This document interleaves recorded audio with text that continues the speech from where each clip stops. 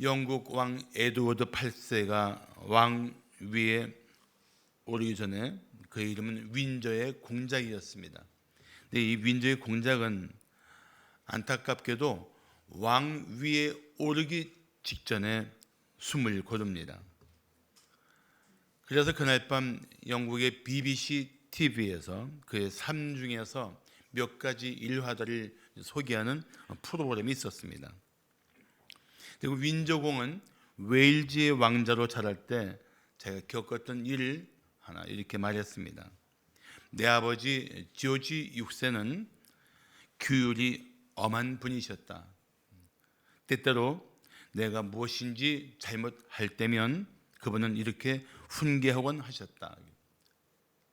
내 사랑하는 아들아, 너는 언제나 내가 누구인지 알아야 한다. 그 아버지 조지 6세의 훈계가 늘 그렇게 시작됐다고 합니다.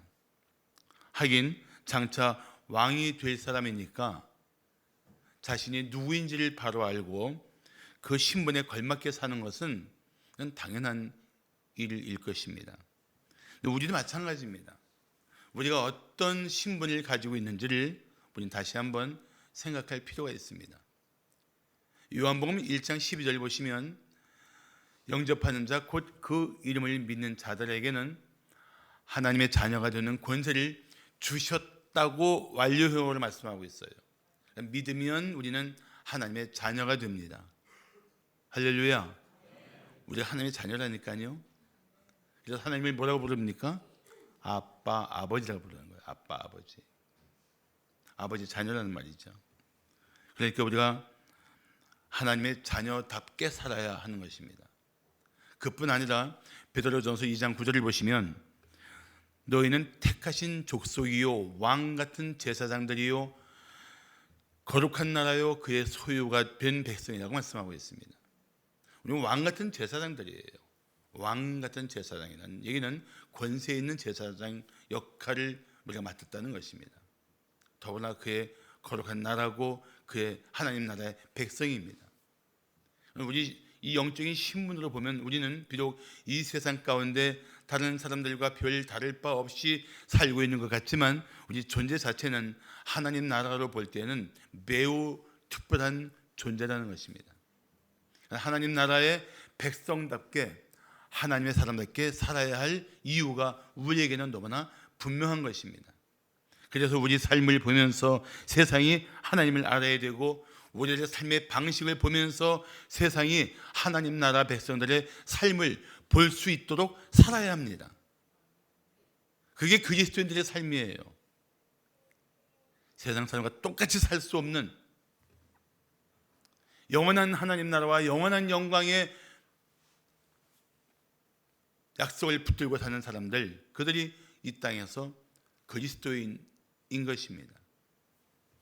그렇기 때문에 우리는 이 세상에서 살아가는 날 동안 하나님의 사람답게 살아야 돼요. 하나님의 사람답게. 2023년도 우리 교회의 표어는 하나님의 사람답게 살자입니다. 서로 이렇게 다시 한번 전후 좌우에 있는 분들하고 금년에는 하나님의 사람답게 삽시다 한번 인사를 나누겠습니다. 금년에는 하나님의 사람답게 삽시다. 물론 금년만 그렇게 사는 것이 아니고 금년에는 더 힘써서 하나님의 사람답게 살기를 결단하는 새 벽두, 새 첫날이 되기를 축복합니다. 자, 그러면 우리가 하나님의 사람답게 살려면 어떻게 해야 할까요? 첫째, 옛사람을 벗어버려야 합니다. 옛사람 벗어버려야 돼요. 자, 한번 이런 얘기가 있다고 생각합시다. 우화예요, 우화. 어느 왕이 나라를 살펴보니까 백성의 삶이 너무 비참한 겁니다. 그래서 국민에게 선포합니다. 누구든지 왕궁으로 들어오면 내 자녀로 삼겠노라. 사람들이 믿지는 않습니다. 그런데 너무 죽겠으니까 뭐 이래 죽거나 저래 죽거나 마찬가지니까 그냥 믿는 마음으로 들어왔습니다. 왔더니 정말 왕자로 대우하는 거예요. 그런데 제일 먼저 무슨 일을 하는가? 자기가 입고 있던 누추한 옷들을 다 벗기고 그 왕의 신분에 맞는, 왕자의 신분에 맞는 새 옷을 입힙니다. 벗을 게 있단 말이죠. 신분의 변화를 나타낼 수 있는 이 새로운 변화가 필요하단 말이죠. 누가복음 15장에도 탕자가 나올 때 그 탕자 이야기 속에서 돌아온 탕자를 향해서 아버지가 제일 먼저 한 일이, 물론 그를 끌어안고 입 맞추고 사랑 아들을 있는 그대로 품어주신 그 아버지가 제일 먼저 하신 일이 뭐냐면 그 누더기 옷을 벗기고 그 아들에게 아버지가 집에서 제일 좋은 옷을 입힌 것이 제일 먼저 한 일이에요. 뭐 양돈장에서 일을 했으니까 그 옷이 뭐 얼마나 악취가 배었겠습니까? 먼 여행길을 경비도 없이 휘적휘적 왔으니까 얼마나 행색이 남루했겠어요. 옷 먼저 바꿔 입힙니다. 그런 옷을 바꿔 입혔다는 것은 그 타락한 아들, 그 탕자를 다시 아들로서 기쁘게 받아준 아버지의 호의인 것입니다. 우리가 하나님의 사람답게 살려면 옛사람을 벗어버려야 돼요. 그런데 이 옛사람이 뭐냐? 옛사람을 정확히 이해한다면 우리가 벗어버려야 할 것들이 얼마나 우리 삶 속에, 우리 마음 속에, 우리 삶 속에 많은가를 알 수 있습니다. 옛사람은 한마디로 말하면 우리 안에 있는 타락한 본성을 말합니다. 예수를 믿기 전에 살았던 자기 안에 있는 본성들을 살았던 모든 죄악된 욕망들을 말합니다. 이게 이게 옛사람이에요.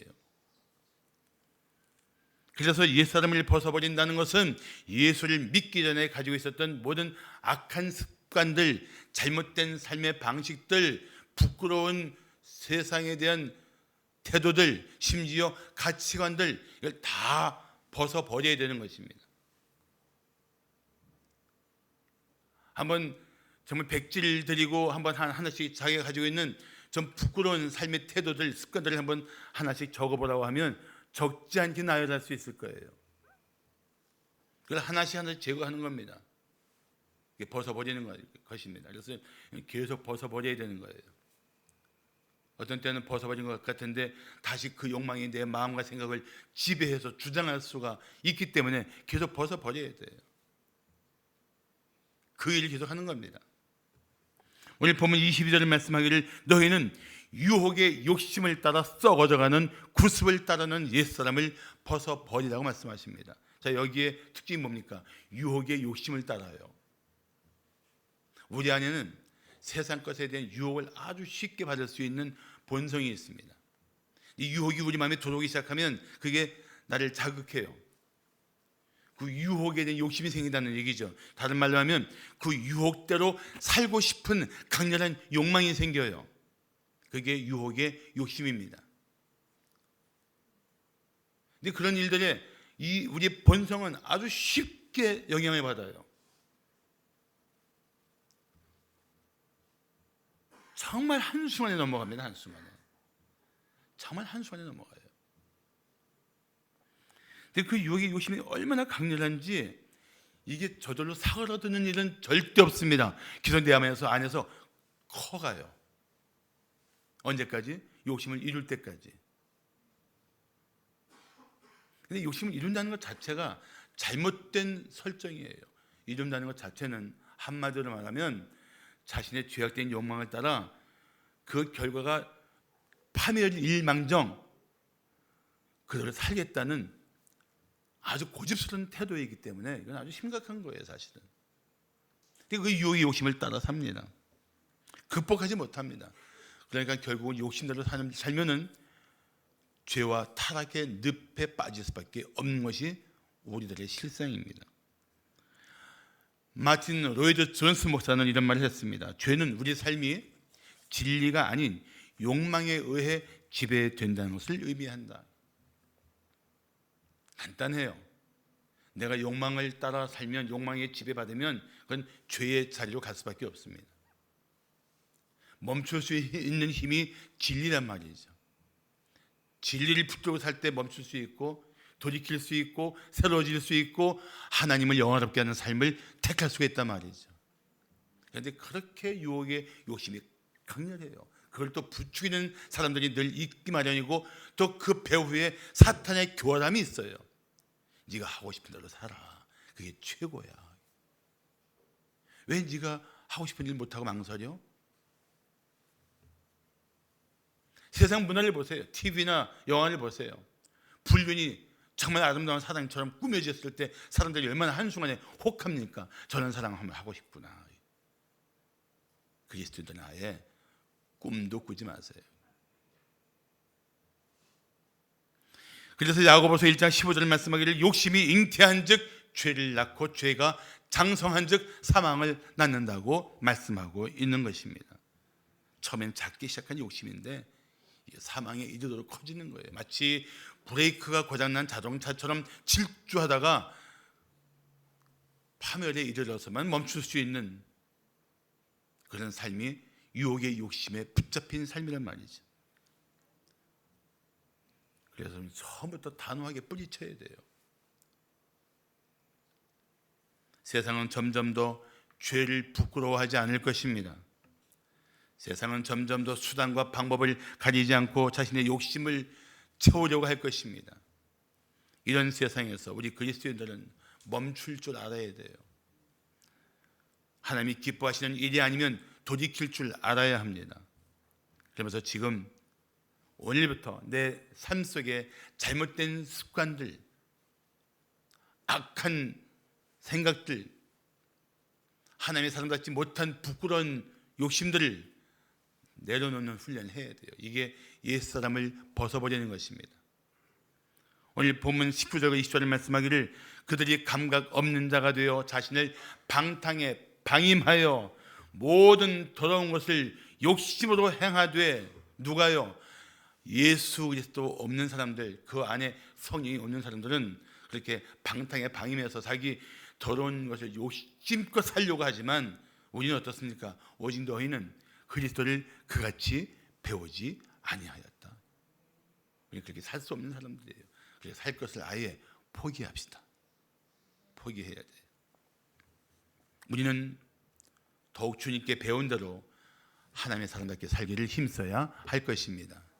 자, 우리가 하나님의 사람답게 살려면 어떻게 해야 할까요? 둘째, 심령을 새롭게 해야 합니다. 이 삶을 벗어버리고 우리 심령을 새롭게 해야 돼요. 제가 좀 전에 왕자가 된 백성 이야기했죠. 자, 그래서 이제 신부는 왕자가 됐습니다. 그런데 삶의 습관은 어떻습니까? 아직 왕자답지 못해요. 말도 천박하게 함부로 하고 전에 왕자 아닐 때 거지 같은 습성들이 여전히 남아있을 거란 말이죠. 그렇겠어요? 안 그렇겠어요? 신분은 바뀌었는데 아직 삶은 그 신분에 맞지 않는 그런 혼란스러운 그런 시기란 말이죠. 우리 마찬가지입니다. 우리 그리스도인들이었어요. 하나님의 자녀라는 영광스러운 존재가 되었습니다. 그날의 거룩한 백성이라는 하나님의 그런 인정을 받았어요. 그런데 우리 삶은 어떻습니까? 여전히 세상 사람과 쉽게 어울려서 세상이 주는 그런 얄팍하고 순간적인 쾌락에 정신을 못 차리고 살 때가 너무 많은 거예요. 그런데 이 왕자답지 못한 이 사람을 어떻게 합니까? 왕이 사람을 붙여줄 거예요. 왕자단 걸음, 말하는 것, 왕자다운 삶을 훈련받아야 할 겁니다. 우리도 마찬가지예요. 영적 훈련이 필요합니다. 하나님의 말씀을 통해서 우리는 하나님의 가르침을 받아야 돼요. 오늘 21절을 보시면 진리가 예수 안에 있는 것 같이 너희가 참으로 그에게서 듣고 또한 그 안에서 가르침을 받았을진데, 정말 예수 안에 있는 진리를 우리가 듣고 가르침을 받아야 돼요. 여기서부터 우리 안에 변화가 가능한 줄로 믿습니다. 결국 우리 안에 끝없는 갈등이 있기 마련이에요. 하나님의 말씀을 들었는데 내가 살던 이전의 습관대로 산다면, 사람들이 살던 그 방식대로 산다면 내 안에 그에 대한 관심이, 그에 대한 욕망이 더 강렬한데 하나님의 말씀은 안 돼. 멈춰. 너는 그리스도인이야. 넌 하나님의 자녀야. 넌 그렇게 살 수 없는 사람이야. 라는 이 내적 갈등이 있기 마련이란 말이죠. 이 갈등을 이길 수 있는 힘이 바로 진리이신 말씀을 계속 붙들고 사는 거예요. 그러니까 여러분 이 한 해 동안에도 계속 성경을 듣고 배우는 시간에 여러분 힘써 나와야 돼요. 주일에 한 번 예배 때 듣는 설교 가지고 일주일 살려고 버티지 마세요. 그렇게 할 수 있는 영적인 힘이 없어요. 왜냐하면 힘이 있을지 몰라도 세상은 너무 악해요. 우리 성도들이 흔들고 타락시키고 유혹에 빠지게 하는 힘이 너무 사방에 깔려 있어요.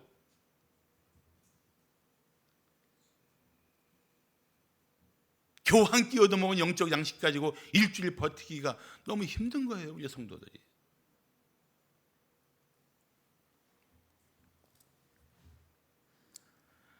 진리 말씀을 따를 때만 하나님의 사람답게 살 줄로 믿습니다. 어떤 성도는 여전히 자신의 생각을 고집합니다. 세상이 살아가는 방식을 따릅니다. 그렇다면 그는 세상 속에서 하나님의 사람다운 삶의 능력을 잃어버릴 것입니다. 사랑하는 성도 여러분, 금년에는 어느 때보다 더 하나님의 말씀을 날마다 듣고 배우고 실천하는 성도가 되시기를 축복합니다. 오늘 24절 말씀하기를 오직 너희의 심령이 새롭게 되어라고 말씀하고 있습니다. 우리는 옛사람을 벗어버릴 뿐 아니라 심령을 새롭게 해야 합니다. 한 사람의 내적인 변화는 옷을 갈아입는 데 있지 않고 마음이 변하는 데 있습니다. 아무리 삶의 조건과 환경을 맞추어 줘도 마음이 변하지 않으면 사람 변하지 않습니다. 쉽게 변하지 않아요. 그러니까 당신이 이렇게 좀 낼게 할게 조건 거는 거에 휘둘리지 마세요. 그렇게 안 변해요. 오죽하면 예레미야서 13장 23절을 말씀하기를 구스인이 누굽니까? 흑인이에요. 아프리카 흑인이 그 피부를 하얗게 할 수 있느냐? 표범이 그의 반점을 변하게 할 수 있느냐? 할 수 있을진데 악에 익숙한 너희도 선을 행할 수 있으리라. 그러니까 어떤 말씀이에요? 그런데 할 수 없어. 유감스럽게도 할 수 없어. 그러니까 너희도 악에 익숙한 상황에서 너희들이 의지로 선을 행하기는 힘들어. 그럼 절망입니까? 아니에요. 놀랍게도 예수 그리스도 안에서 우리의 심령이 새로워질 수가 있고 변할 수 있는 줄로 믿습니다. 정말 예수를 믿고 그 안에 성령이 계시면 사람은 변해요. 정말 변합니다. 놀랍게 변해요. 저는 어떤 때 그런 생각하고 있습니다. 내 비포와 애프터를 한번 보여줄까? 옛날에 살기 든든했던 그 사진 한번 보여주고 오늘 모습 보여주면 좀 비교가 될까? 사람이 변해요. 정말 예수 안에서 변합니다. 근데 예수 안에서 있지 않으면 쉽게 안 변해요. 정말 안 변해요. 사람의 마음을 절망시킬 만큼 사람 변화가 쉽지 않습니다. 성령이 역사하면 변할 줄로 믿습니다. 분명히 변해요.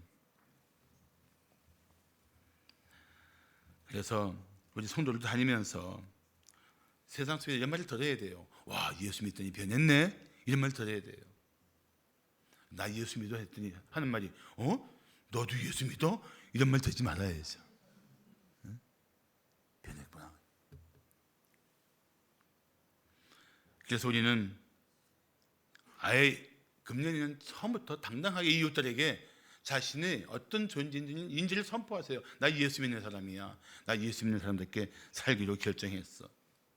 실패할지라도 선포하고 살아가십시오. 그리고 정말 그 마음에 심령의 변화를 원한다면 시편 51편 10절을 한번 마음에 새기십시오. 하나님이여, 내 속에 정한 마음을 창조하시고 내 안에 정직한 영을 새롭게 하소서. 이 기도문이 되면 돼요. 이들을 기도하세요. 그러면서 여러분 마음속에 순간순간 불쑥 치밀어 오르는 악한 생각들을 떨쳐버리고 여러분 마음을 교묘하게 부추기는 그런 유혹들을 뿌리치고 하나님의 진리를 따라 살기를 힘쓰는 한 해가 되기를 축복합니다. 마지막으로 우리가 하나님의 사람답게 살려면 어떻게 해야 할까요? 셋째, 새 사람을 입어야 합니다. 이 사람 벗어버렸죠. 심령 새롭게 됐죠. 세 번째는 새 사람을 입어야 돼요. 교도소에서 입는 옷을 수의라고 합니다. 수의. 이제 석방되면 제일 먼저 무슨 일을 합니까? 수의를 벗어요. 아무리 수의가 몸에 맞고 멋있어도 그거 입고 나와서 다닐 사람은 없단 말이죠. 왜 벗습니까? 난 더 이상 교도소에 갇히지 않아도 될 만큼 대가를 치렀다. 이제 난 자유를 얻었다. 그 상징이 수의를 벗는 거예요. 사실은 새 옷을 입습니다. 자기 옷을 입어요. 군대 가면은 가져가는 옷을 다 벗습니다. 그 민간복을 다 포장해갖고 소포로 집에 보내주는데 집에서 부모가 그 옷 받아보면 눈물이 왈칵 쏟아지죠. 아이고 내 아들 어떡하나. 군복 입어요. 군복 입는데 처음부터 군인답습니까? 아니에요. 이게 무슨 폐잔병이 이런 폐잔병이 없어요. 꽤 지지해갖고 옷도 안 맞고 모자도 엉성하고. 그런데 점점 훈련을 통해서 군인다워집니다. 점점 군인다워져요. 예수 믿는 사람들도 이 삶을 벗어버리면서 새 사람다운 삶을 살아야 됩니다. 점점 그리스도인다운 삶의 변화가 나타날 줄로 믿습니다. 그래서 오늘 24절을 말씀하기를 하나님을 따라 의와 진리의 거룩함으로 지으심을 받은 새 사람을 입으라고 말씀하고 있습니다. 누굴 따라? 하나님을 따라. 자, 아까는 어떻게 됐어요? 유혹의 욕심을 따라. 기억하세요?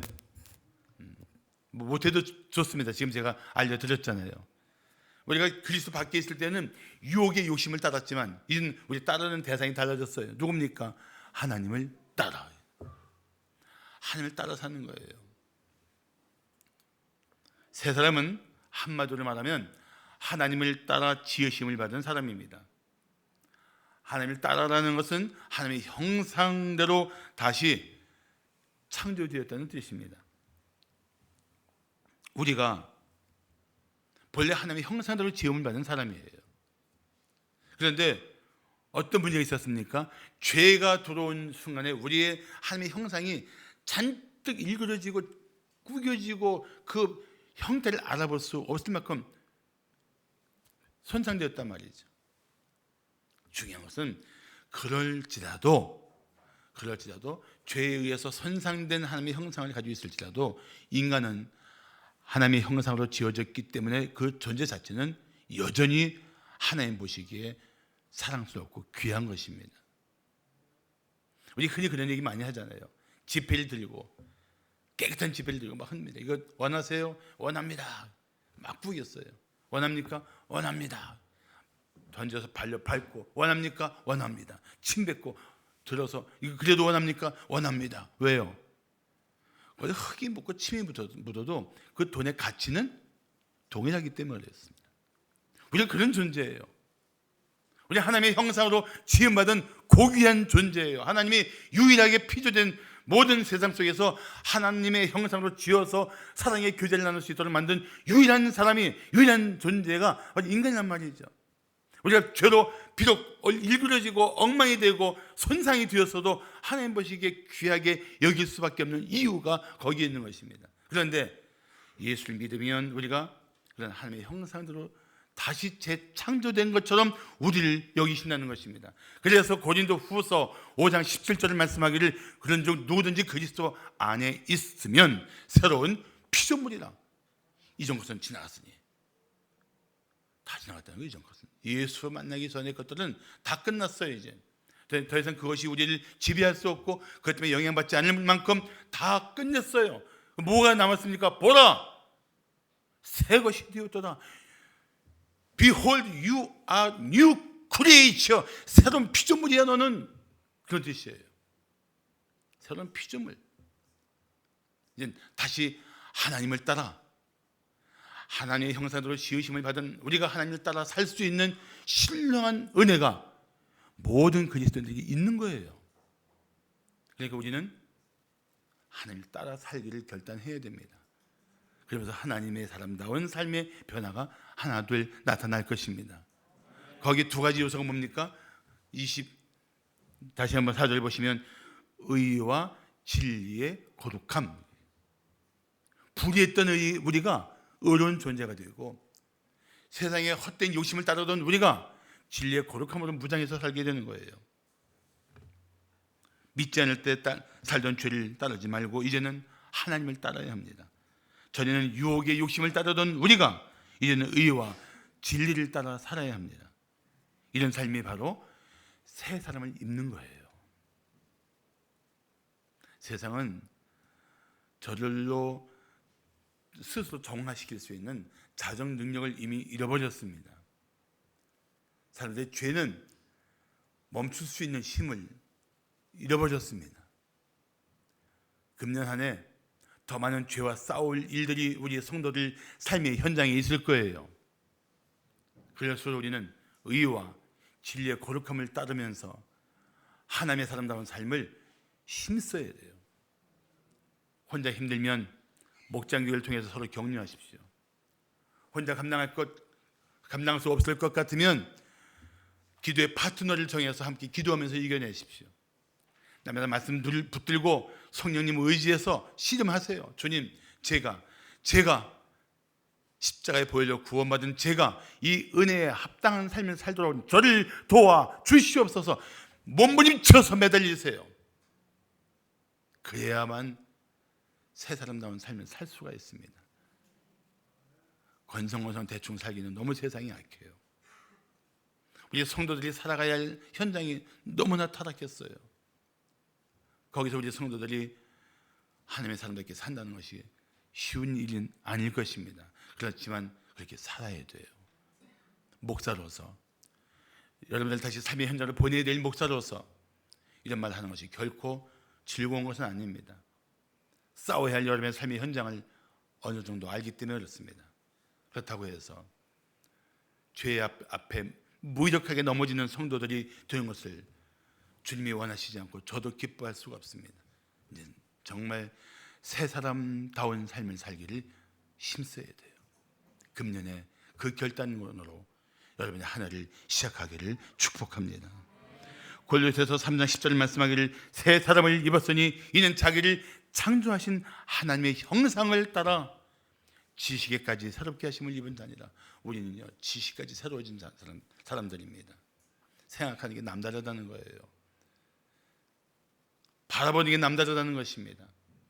추구하는 게 새롭다는 것입니다. 달라요. 다를 수밖에 없어요. 그리스도인이니까. 내 안에 성령이 계신 하나님의 사람이니까 다를 수밖에 없습니다. 달라야 돼요. 그래서 우리 성도들이 그리스도 안에서 변화된 새 삶을 살아가기를 축복합니다. 참 아주 공교롭게도 오늘은 금년의 첫날이고 첫 주일이에요. 1월 1일 날이. 이렇게 뜻깊게 시작할 수 있는 날들이 흔하지 않을 것입니다. 우리 그렇게 하나님의 사람들께 살아가는 새로운 날들의 첫날을 힘있게 출발하기를 축복합니다.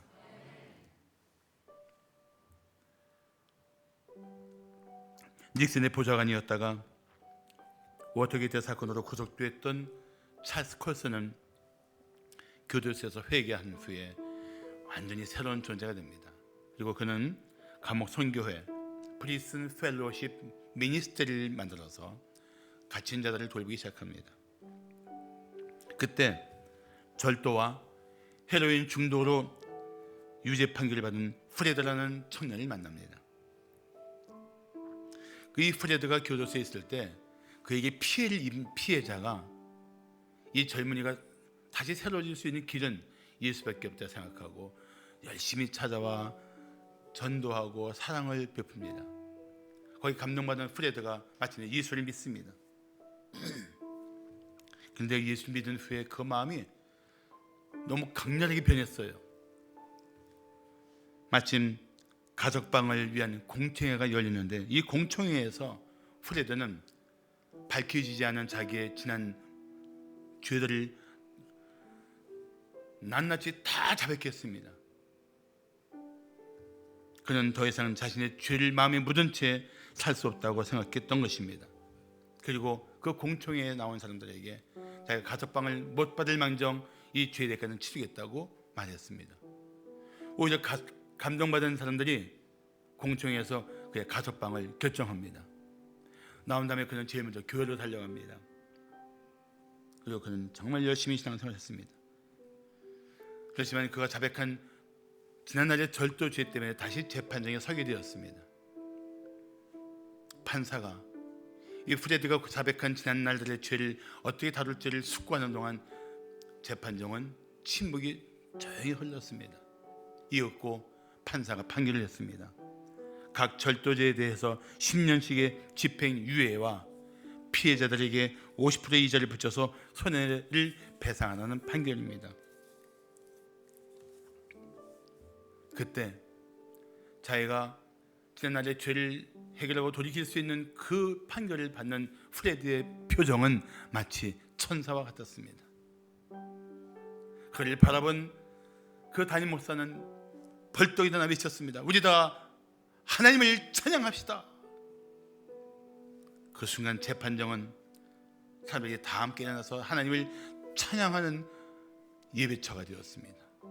만복의 근원 하나님. 이때 이 장면을 목격했던 시애틀 타임즈의 기사가 그 다음날 이런 기사를 썼습니다. 모든 사람이 일어났다. 봄옷을 입은 할머니들, 전과자들, 청바지를 입은 소녀들도, 신사복을 입은 남자들도, 교도관들도 모두 일어나 한 목소리로 하나님을 찬양하기 시작했다. 그날 재판정은 한 사람의 삶을 새롭게 하신 하나님을 찬양하는 그런 은혜로운 곳이 되었습니다. 죄 지은 자들 향해서 엄벌을 처하는 자리가 어떤 죄가 있든지 하나님 앞에서 새로운 은혜를 누릴 수 있는 그런 삶의 간증을 가진 한 젊은이를 통해서 하나님을 찬양하는 곳이 되었어요. 한 사람이 어두웠던 과거를 벗어버리고 새로운 삶을 시작하는 은혜로운 곳이 되었습니다. 마찬가지입니다. 새해를 맞이해서 우리가 새 사람으로 살기를 결단하는 이 자리가 다시 여러분의 과거의 어둠들을 다 떨쳐버리고 새롭게 예비하신 하나님의 날들을 향하여 앞으로 전진하는 은혜로운 출발점이 될 줄로 믿습니다. 오늘이 바로 그날입니다. 그래서 우리는 서로 마음껏 축복해야 합니다. 새해 복 많이 받으라고 마음껏 축복해야 돼요. 그리고 하나 더 인사를 나눕시다. 이제부터 하나님의 사람답게 살아갑시다. 기도하겠습니다.